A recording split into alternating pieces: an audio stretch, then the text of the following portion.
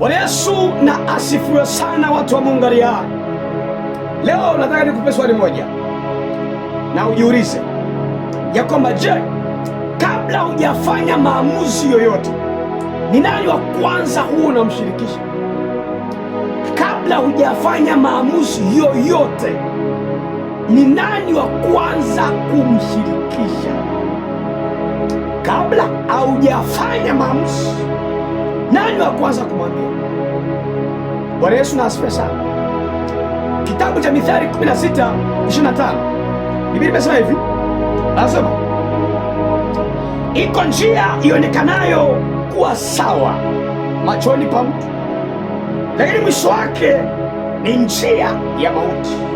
Narudia tena, iko njia ionekanayo kuwa sawa machoni pa mtu, lakini mwisho wake ni njia ya mauti. Ipo njia ionekanayo machoni pa kila mtu, na wakati mwingine hiyo njia mtu huyo anaweza kaona kuwa ni sahihi, lakini anasema mwisho wake ni uangamifu wa nafsi yako. Ni nani wa kwanza huwa unamshirikisha before hujafanya maamuzi? Kuna watu siku walipofanya maamuzi fulani ndio siku alipoharibikiwa kila kitu. Kuna watu before hawajafanya maamuzi, kuna changamoto imetokea kwako. Nani wa kwanza kumshirikisha kusaidia kupa mawazo? Nisikilize, kuna mambo mengine ambayo yakitokea kwenye maisha yako haupaswi kuomba ushauri kwa mtu. Yaani hata kama angekuwa ni mtu wako wa karibu, hata kama angekuwa ni mume wako, hata kama angekuwa ni mkeo, hata kama angekuwa ni mchungaji wako, kuna mambo ambayo yakitokea kwenye maisha yako, my friend, hayahitaji ushauri wa kibinadamu. Ni kweli wakati mwingine Mungu huwa anazungumza kupitia watu, lakini kuna vitu ambavyo kwenye maisha vilikutokea vinakuhitaji umkaribie Mungu mwenyewe. Yaani Mungu ndiye awe mtu wa kwanza kukushauri namna gani ufanye. Kuna vitu vikikutokea kwenye maisha yako, ukitaka kila kitu uombe ushauri kwa mwanadamu, au ukitaka kila kitu ufanye maamuzi kwa akili yako, my friend, utapotea sana, utapotea. Kuna watu ambao kuna maamuzi waliyafanya kwenye jambo fulani ndiyo akasababisha waharibikiwa kwenye kila kitu. Kuna watu ambao siku walipofanya maamuzi fulani ndiyo hatima yake ikaharibika, maisha yake ikaharibika. Kabla hujafanya maamuzi ya kwenda kumchumbia mwanamke huyo, my friend, nani wa kwanza kukupa ushauri? Nani wa kwanza kumwambia? Umemwona binti ukampenda, okay, nani wa kwanza kumwambia baada ya kumempenda? Je, ni baba yako?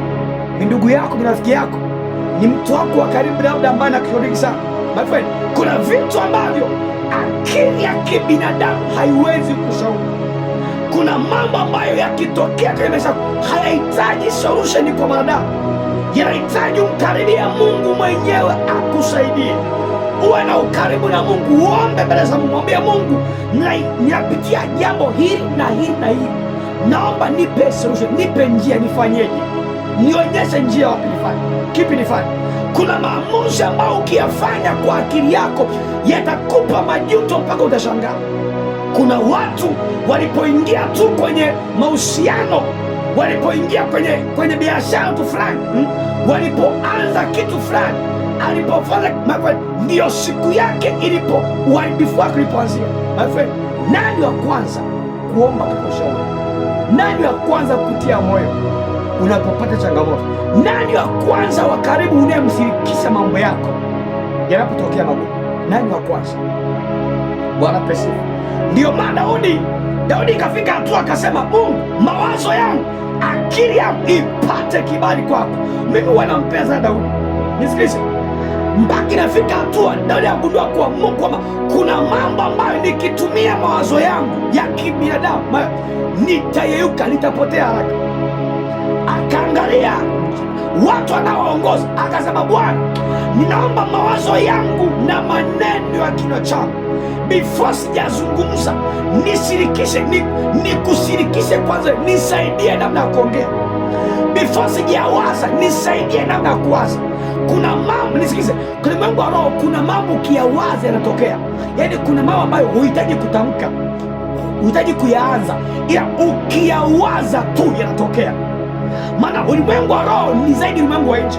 Ulimwengu wa roho unaweza ukawaza tu kitu ukakiona mbele yako kinatokea mbele yako. So ndio maana Daudi akasema hivi kwamba kuna mawazo nikiyaruhusu kwenye akili yangu bila haya mawazo kuongozwa na Mungu yanaweza yakatokea na yakanipa matatizo makubwa. Akasema kuna maamuzi ambayo nikiyafanya kwa akili zangu mimi nitayeyuka, nitaharibika. Ndio maana akasema hivi, Baba, mawazo ya na maneno ya kinywa changu yapate kibali mbele zako. Maanake aliamua akasema, Mungu, sihitaji kuwaza chochote ambacho hakijatoka kwako. Sihitaji kufanya maamuzi ambayo hayajatoka kwako. Sihitaji kuongoza vile ambavyo mimi sijapata maelekezo kutoka kwako. Aligundua siku alipofanya maamuzi ya kutokwenda vitani wakati wa vita, wakati ingetakiwa vitani, yeye akaamua kubaki nyumbani. Alipotoka nje ya gate, alipopanda juu ya dari kwenye kasi lake la kifalme, akamwona mwanamke, akamtamani, akazini naye, akafanya uhuni naye, na baada ya kuwa amezini naye, yule mwanamke akabeba mimba. Ili kuficha ule ushahidi, ikabidi amuue mume wake. Kwa akafanya dhambi mbili, akazini lakini pia akaua.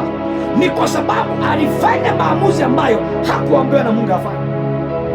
Alifanya maamuzi ambayo alikuwa mazingira ambayo hakutakiwa kuwa. So kuna vitu ambavyo ukivifanya ikiwa sio maelekezo ya Mungu, my friend, utaharibikiwa. Bwana pesifu. Kuna maamuzi ukiyafanya kwa akili yako mwenyewe, my friend, unatafuta uangamivu wa nafsi yako. Ndio maana Daudi, mimi wanampenda, kwenye Samueli sura ya 2:1, Samueli wa pili sura ya pili sura ya kwanza, Daudi ilikuwa before hajafanya jambo lolote, before hajaenda kupigana vita na jeshi lolote, na bado alikuwa akimwambia Mungu maswali haya, waga nayapenda sana.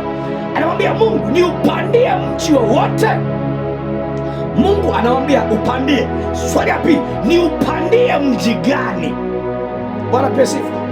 Usisikilize tu maelekezo kuwa umeota uende sehemu fulani au ufanye kitu fulani alafu huna maelekezo ya kutosha. Daudi alikuwa anamwambia Mungu, Mungu, ni upandie mji wowote? Maanake kama kulikuwa na maadui wanataka kupigana nao, alikuwa haendeani tu, anamwambia Mungu, kuna mji wote unataka niupandie? Mungu anamwambia ndio upandie. Lakini swali la pili, ni upandie mji gani?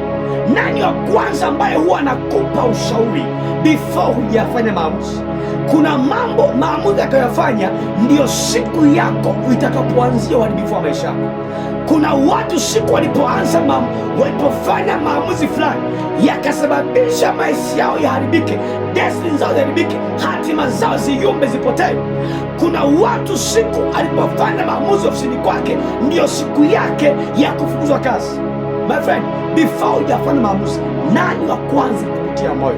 Nani wa kwanza kumshirikisha? Unapaswa kumsikiliza Mungu kwanza. Unapaswa kumshirikisha Mungu sana. Unapaswa kumwambia Mungu, before sijafanya maamuzi yote, nisaidie mahali hapa.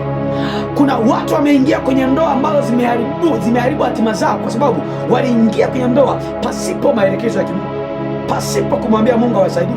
My friend, nani wa kwanza kumshirikisha? Na kushauri mtu wa Mungu, mshirikishe Mungu kwanza na Mungu atakusaidia. God bless you. My name is Evangelist Father Gabriel Ferdinand. Namba yangu ya simu ni 0625 82 55 03. Mungu akubariki sana kwa ujumbe.